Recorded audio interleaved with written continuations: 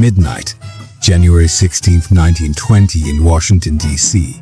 A senator celebrates who believes tonight will change the country permanently. He is right, but not as he intended.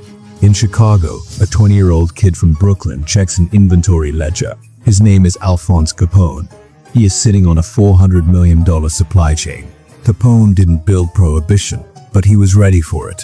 The reformers never considered that someone like him was watching a massive miscalculation in American history. The temperance movement was a powerful force.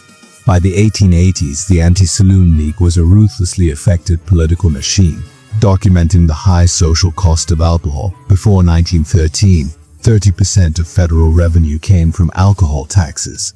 The government ran on drinking. Prohibition would have bankrupted the treasury. Then came the 16th Amendment, federal income tax. Suddenly, the government could afford to ban alcohol. The fiscal window had finally opened, but they failed the math on enforcement. One agent for every 2,000 square miles. In New York, 30,000 illegal speakeasies flourished instantly. Johnny Torrio saw the opportunity. He wasn't a typical gangster. He was methodical, quiet, and more like a corporate manager than a criminal. By 1921, Torrio had organized Chicago into geographic zones. He had suppliers, transport, and storage. He had a company, and Capone was his apprentice. Capone arrived in 1919. He was observant.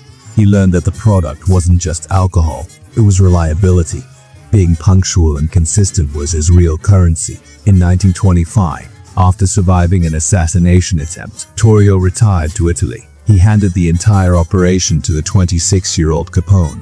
Capone was genuinely popular in working-class neighborhoods. He provided jobs and a product people believed they had a right to consume. He opened soup kitchens and lobbied for expiration dates on milk. The monster fed people. The record is more complicated than the mythology suggests. While reformers watched, consumption recovered, but the money now flowed into untaxed criminal hands. The government hadn't eliminated the market. It donated one. Every dollar built a parallel financial system. Meyer Lansky perfected the architecture of offshore holdings and cash-intensive fronts. These tools outlasted Prohibition. October 1931. The trial, not for violence but the tax evasion. The most feared man in America was brought down by an accountant. He was sent to Alcatraz. By 1947, neurosyphilis had destroyed his mind. The man who owned Chicago died unable to hold a coherent conversation. Prohibition ended in 1933, but the infrastructure, the distribution networks, the financial tools, the corruption remained. It had grown past its original ecosystem. History remembers Prohibition failed. It succeeded only at concentrating power in the hands of those willing to break the rules. The senator and the kid, one solved a problem without modeling the consequence. The other understood that making a market illegally just changes who runs it. Yet this taught you something about the gap between intention and consequence. Subscribe. The next story is already waiting.